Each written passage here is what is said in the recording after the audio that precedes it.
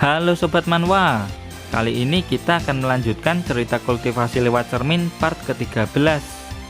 Di part sebelumnya, Feng Yun berhasil menjadi seorang alkemis dan membahagiakan keluarganya. Dan di part kali ini, Feng Yun pergi ke wilayah Xiang. Di perjalanan, dia berpapasan sama monster kuat. Di sana dia juga sparring melawan ketua Akademi Xiang. Gimana keseruannya? Tanpa basa-basi lagi, ayo langsung kita gaskan ke ceritanya di Manhwa Period.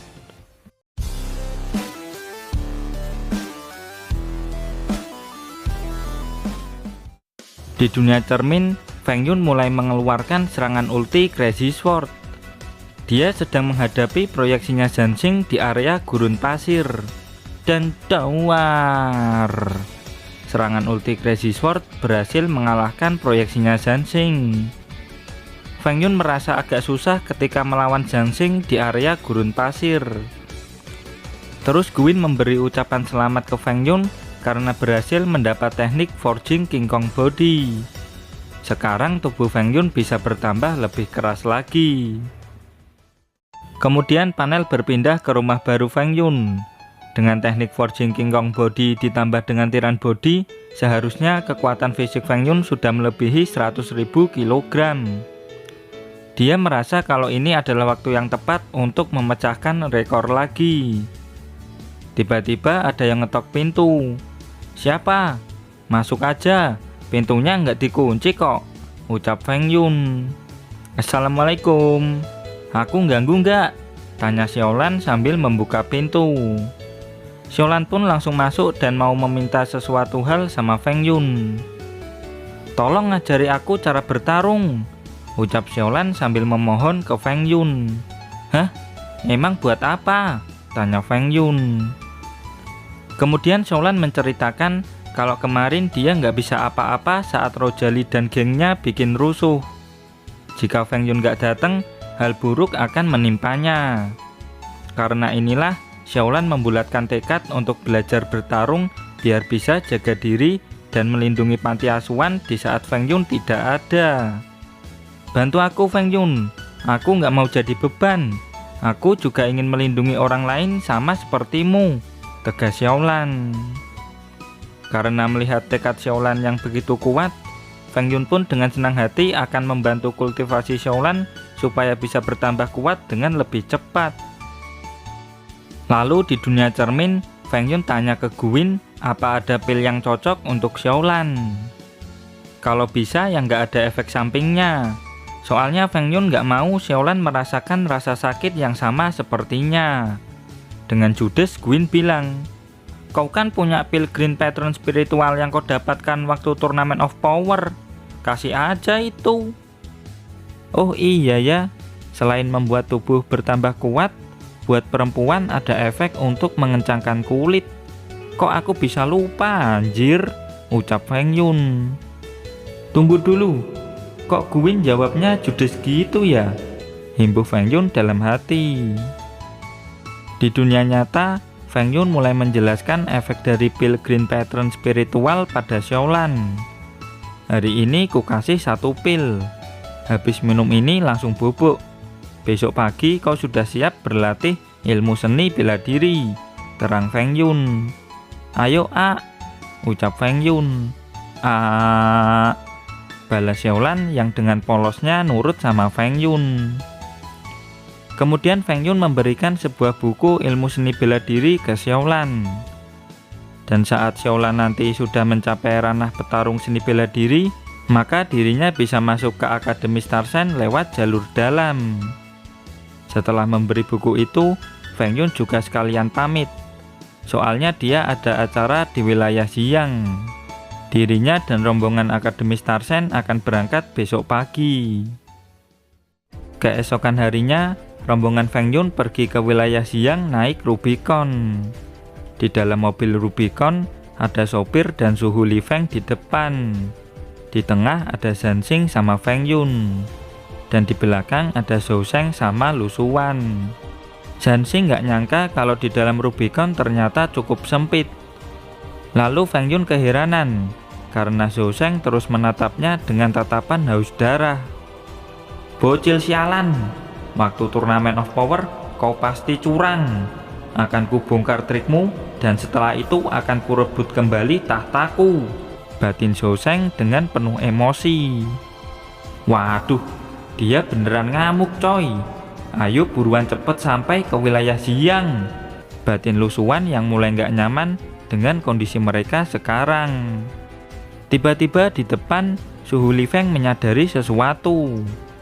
Sontak dia langsung menyuruh Pak Supir buat masuk ke dalam hutan. Karena panik, Pak Supir langsung banting setir.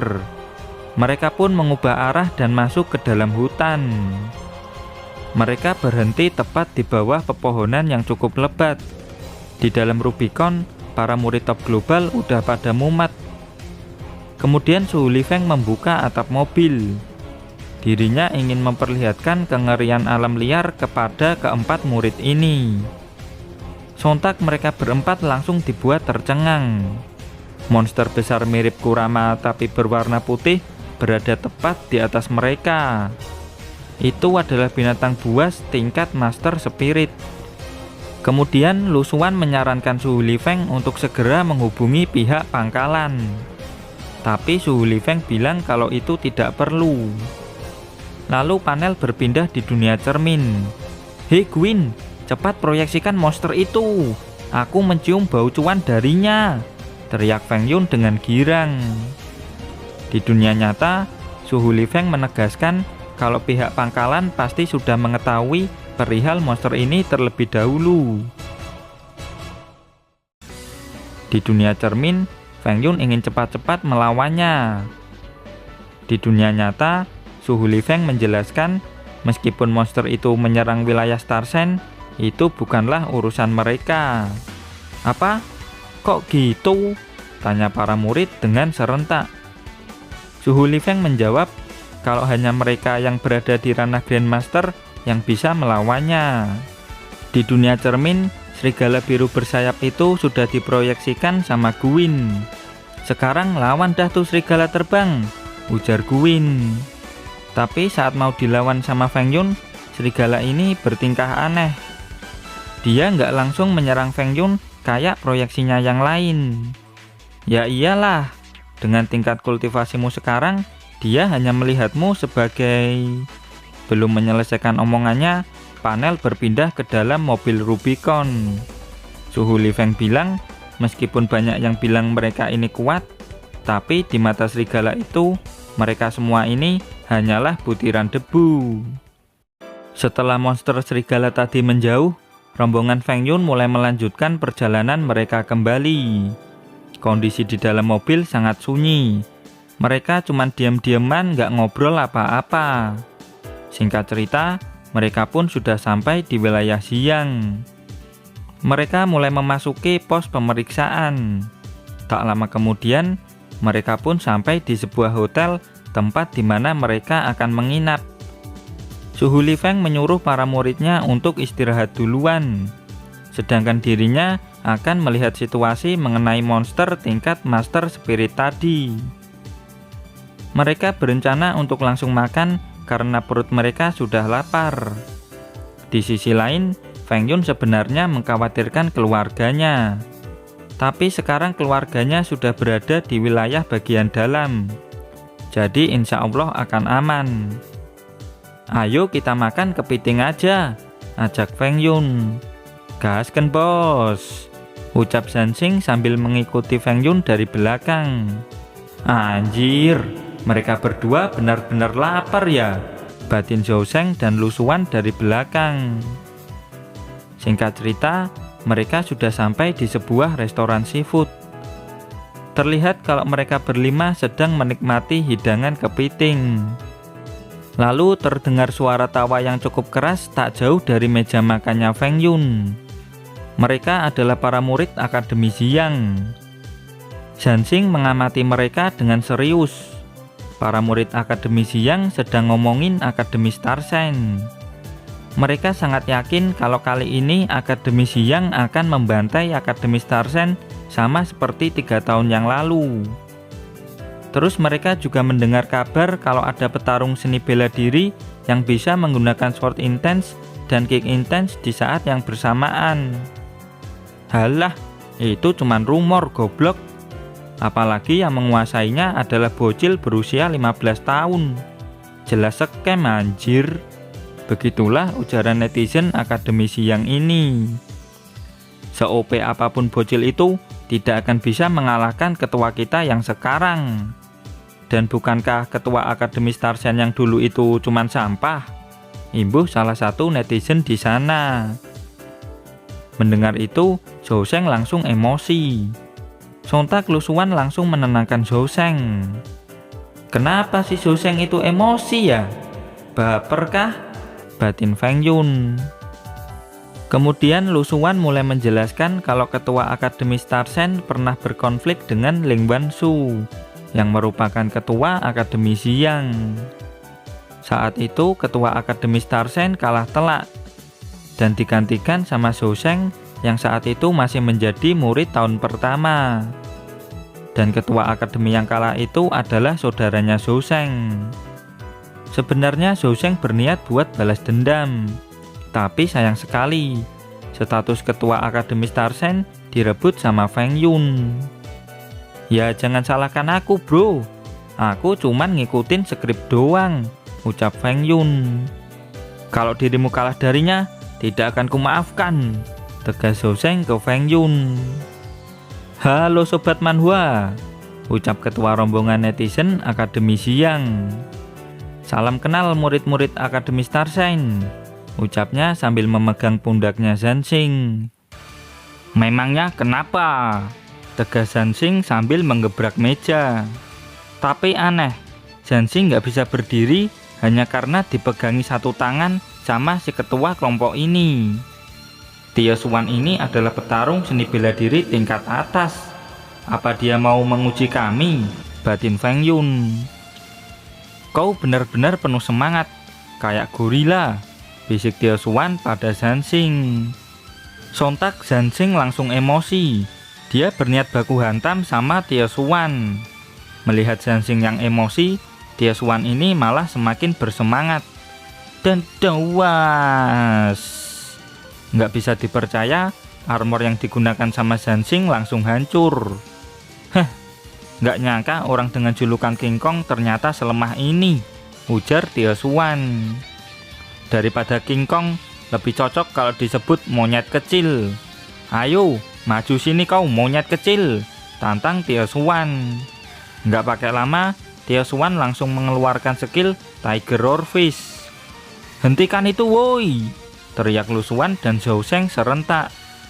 Dan sering, Tio Xuan langsung terkejut setelah melihat tebasan pedang itu. Dia langsung bertahan untuk menahan serangan tersebut. Dan dawas, dirinya langsung dibuat terhempas cukup jauh. Curang sekali kau, beraninya pakai pedang, umpat salah satu netizen bawahan Tio Xuan. Pedang dengkulmu, ini cuman kaki kepiting goblok, ujar Feng Yun dengan tegas. Aku tidak mau waktu makanku diganggu. Enyahlah dari sini sebelum ku cincang kalian semua, ujar Feng Yun pada rombongan netizen Akademi Xiang. Sontak para rombongan netizen Akademi Xiang pun pergi meninggalkan restoran. Yuk lanjut makan, sikat, ucap Feng Yun tanpa dosa. Bocil ini pasti dewa, aku yakin dia pasti dewa yang terisekai ke dunia ini, batin Zhou Sheng. Kemudian para rombongan tadi melaporkan kejadian barusan kepada ketua Akademi Xiang. Ling tertawa karena mendengar Tio Xuan dihempaskan hanya dengan menggunakan kaki kepiting sama Feng Yun. Ling Wanshu ini sudah berada di ranah puncak petarung seni bela diri. Mau se-OP apapun si Feng Yun, dirinya tetap akan menjadi petarung seni bela diri nomor 1 di antara kedua wilayah ini. Malam harinya, panel berpindah ke hotel.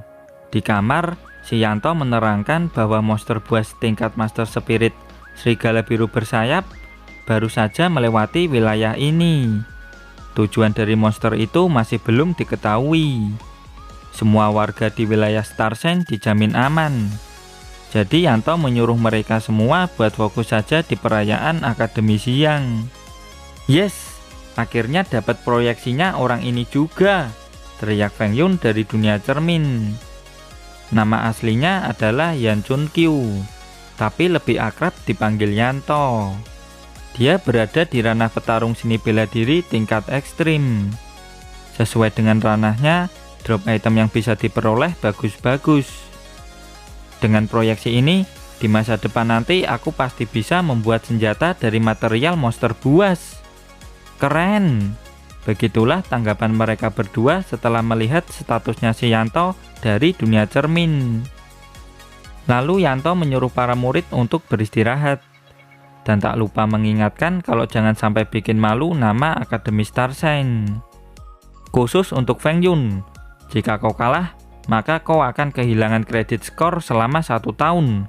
Dan langsung kupindahkan ke asrama biasa, imbuh Yanto dengan tegas. Yanto kampret, mentang-mentang manajer Akademi Star Shine memberi tekanan padaku seenak jidat, umpat Feng Yun dalam hati.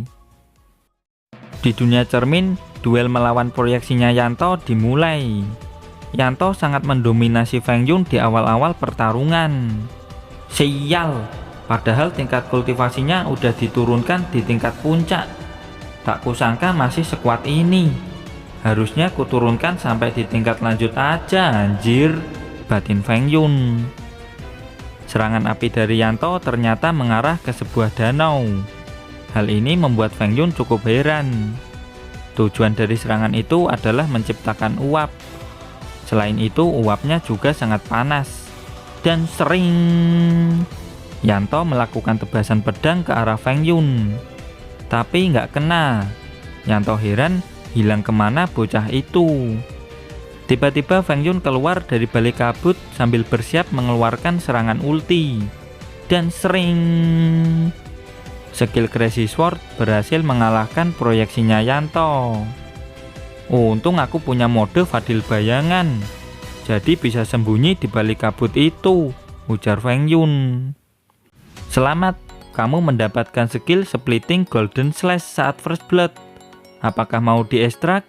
Tanya Gwyn. Berapa kali kau bilang gitu saat aku mendapat skill baru? Gas ekstrak, jawab Feng Yun. Hari perayaan Akademi Siang pun tiba. Rombongan Feng Yun mulai memasuki akademi. Jansing merasa kalau Akademi Siang jauh lebih besar dari Akademi Star Shine. Lusuan membenarkannya. Soalnya wilayah Siang itu dulunya adalah wilayah tingkat 2. Dan setelah mendapat serangan dari monster buas tingkat master, wilayah Siang turun menjadi tingkat 3. Di tribun penonton, Zhou Sheng berkata kalau Ling Wanshu itu merupakan pendekar pedang jenius. Dia sudah sangat menguasai yang namanya Sword Intense. Ingat ini Feng Yun, meskipun kau dan aku punya kekuatan yang setara dengan tingkat puncak, tapi orang itu adalah petarung seni bela diri tingkat puncak yang sebenarnya.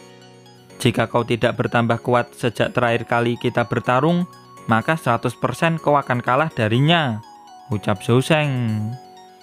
Halo Sobat Manhwa, kenalkan, aku Su Hong, manajer Akademi Siang. Selamat datang di perayaan ulang tahun Akademi kami yang ke-50, ujarnya. Nggak kusangka kalau manajer Akademi Siang adalah cewek yang cantik. Zhou Sheng pernah dengar kalau Su Hong itu setara dengan Yanto. Maka dari itu, dia mengira kalau Su Hong adalah orang yang udah tua. Nggak taunya masih muda dan hot anjir. Di dunia cermin, Gwyn menyarankan supaya Feng Yun tidak mencoba mendekatinya. Soalnya bakal lucu kalau Feng Yun jalan sama Su Hong. Bilang aja kalau aku ini cebol kampret, balas Feng Yun. Setelah sambutan darinya, Su Hong langsung masuk ke acara inti, yaitu pertarungan antara ketua Akademi Siang melawan ketua Akademi Star Shine. Apa? Langsung ke acara inti? Tumben banget anjir, teriak lusuan dari tribun penonton. Di sisi lain, Feng Yun merasa senang. Dia nggak perlu nunggu lama buat ngelawan Ling Wanshu. Di arena, Feng Yun langsung menemui Yanto. Dirinya menegaskan kalau Feng Yun nanti menang, maka dia akan memberikan cincin spasial kepada Feng Yun. Terus Yanto mengingatkan kalau status ketua akademi itu mewakili kekuatan tempur tertinggi dari generasi berikutnya di suatu wilayah. Pertarungan ini akan mempengaruhi alokasi sumber daya dari tingkat atas sampai tingkat bawah. Hidup matinya wilayah Starsen berada di tangan Feng Yun. Lalu utusan dari wilayah tingkat 2 yaitu Jiang Hai yang mengatur wilayah Starsen dan Jiang sedang mengamati pertarungan ini. Jadi Feng Yun harus memberikan kesan yang baik padanya. Tiba-tiba Ling muncul di hadapan mereka berdua. Karena ini akan mempengaruhi hidup matinya wilayah Starsen, aku harus menang dari orang itu, batin Feng Yun.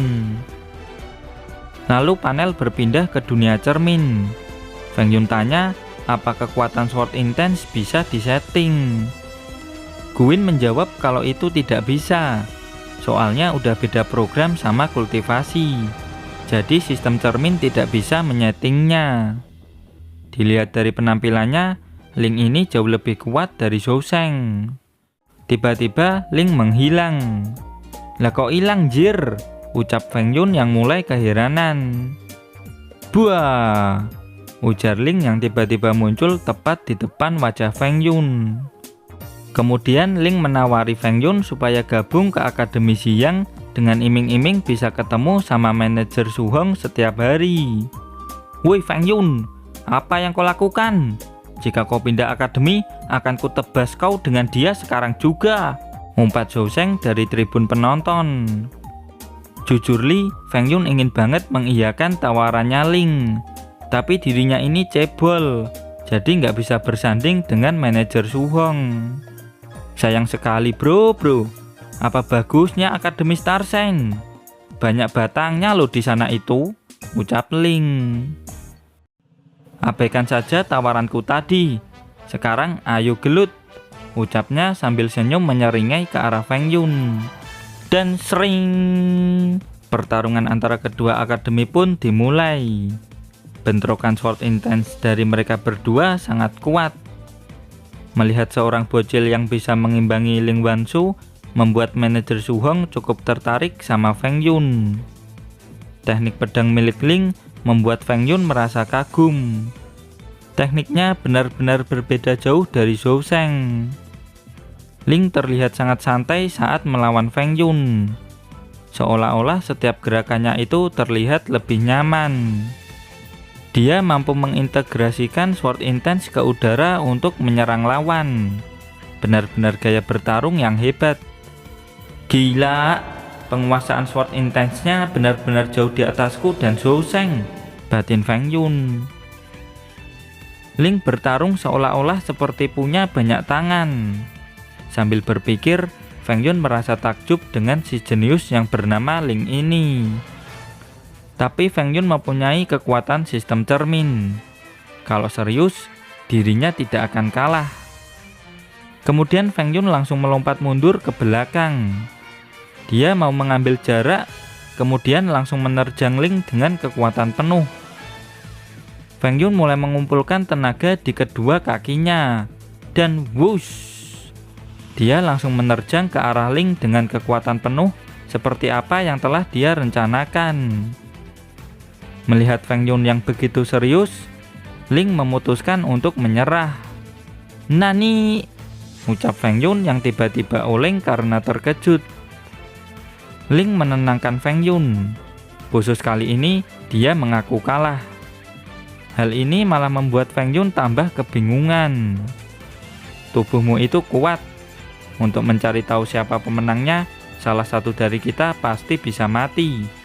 Jadi, sudahi saja pertunjukannya sampai di sini, ucap Ling. Biar ku pertegas, kau masih bukan lawanku, dan di arena ini bukanlah medan perang kita. Medan perang yang sesungguhnya, seharusnya kau sudah melihatnya waktu pergi kemari, ujar Ling. Setelah mendengar itu, Feng Yun jadi yakin kalau si Ling mau menjaga kondisi tubuhnya untuk menghadapi monster tingkat Master Spirit itu. Tapi Feng Yun nggak tahu apa alasan Ling sampai mau melakukan itu. Di lobi arena, Ling meminta maaf sama manajer Su-hong karena dirinya menyerah saat pertarungan tadi. "Ku bikin mampus kau, bocah kampret," ujar manajer Su-hong sambil mencekik leher Ling. "Tidak kusangka bocah ini sudah dewasa," batin manajer Su-hong sambil memperhatikan Ling dari belakang. Kemudian panel memperlihatkan kondisi wilayah Xiang 10 tahun yang lalu. Wilayah mereka luluh lantah akibat serangan monster buas tingkat Master Spirit. Ada beberapa petarung seni bela diri yang terluka parah setelah serangan monster. Banyak yang tewas juga akibat pertarungan itu, termasuk kedua orang tuanya Ling. "Kau harus bangga, kedua orang tuamu mengorbankan nyawanya untuk melindungi orang-orang dari serangan monster serigala biru bersayap itu," ucap Mbak Su-hong pada Ling bocil. Ling bocil nggak percaya kalau kedua orang tuanya sudah meninggal. Tapi Mbak Su-hong melarang Ling untuk melihat jasad kedua orang tuanya. Soalnya jasad kedua orang tuanya itu sangat mengenaskan dan nggak boleh dilihat sama anak di bawah umur. Ling bocil sontak langsung marah ke Mbak Su-hong dan berkata kasar padanya. Ling bocil pun langsung lari meninggalkan Mbak Su-hong sambil berteriak pembohong. Dari sini Mbak Su-hong cuma bisa menghela nafas. Di masa sekarang, manajer Su-hong tahu kalau tujuan dari latihan keras Ling bukanlah untuk menang di arena, tapi untuk mengalahkan ancaman terbesar umat manusia. Manajer Su-hong berharap agar generasi Z di manhwa ini mampu menghadapi ancaman besar bagi umat manusia. "Kupercayakan masa depan manhwa ini pada kalian generasi Z," batin manajer Su-hong. Malam harinya, panel berpindah ke hotel tempat rombongan Feng Yun menginap. Yanto bangga dengan murid-muridnya karena setelah bertahun-tahun kalah, akhirnya datang juga hari di mana Akademi Starsen mengalahkan Akademi Xiang. Kemudian Yanto melemparkan cincin spasial ke Feng Yun sebagai hadiah karena berhasil menang. Dengan senang hati Feng Yun menerimanya. Lagian dari awal cincin spasial itu adalah hadiah dari Akademi Xiang. Feng Yun merasa senang karena berhasil mendapatkan item cincin spasial yang sudah lama dia inginkan. Padahal cincin itu kan memang hadiah buat si pemenang dari awal. Bisa-bisa hanya menganggap cincin itu barangnya sendiri. Yanto nggak tahu malu. Begitulah ujaran ketiga murid top global ini. Lalu Su Lifeng menyarankan untuk mengapresiasi Feng Yun dengan benar sebagai manajer Akademi Starsen. Yanto pun mengiyakannya. Yanto berjanji akan memberikan Feng Yun pedang tingkat menengah yang baru saat mereka nanti tiba di wilayah Starsen. Di saat yang sama, panel berpindah ke pusat kota wilayah Starsen. Lebih tepatnya di bekas markas rahasia tim Bloodtron. Di dalam sana ada 3 orang yang sedang menyantap makan malam. Kedua orang ini melaporkan kalau salah satu markas sudah diambil alih sama tim penegak hukum. "Lalu info apa lagi yang didapat agen kita yang berada di dalam tim penegak hukum?" tanya si ketua. Orang baju biru ini menjawab kalau ada seorang bocil yang meratakan satu markas sendirian. Bocil itu bernama Feng Yun. Saat ini sedang menjabat sebagai ketua Akademi Starsen. Dan diketahui juga kalau beberapa hari yang lalu dia membeli rumah baru di pusat kota. Dan krak, tulang babi dipatahkan sama orang ini. Bos geng sangat senang karena Feng Yun adalah orang yang kuat. Sekarang si bos dan kelompoknya berencana untuk menyerang rumah Feng Yun yang berada di pusat kota. Dan sayang sekali, chapter pun berakhir sampai di sini. Dan terima kasih buat kalian yang selalu hadir dan komen di setiap video admin. Terus dukung channel ini dengan cara like, comment, subscribe. Terus jangan lupa kultivasikan loncengnya juga. Sampai jumpa lagi di video berikutnya. Bye-bye.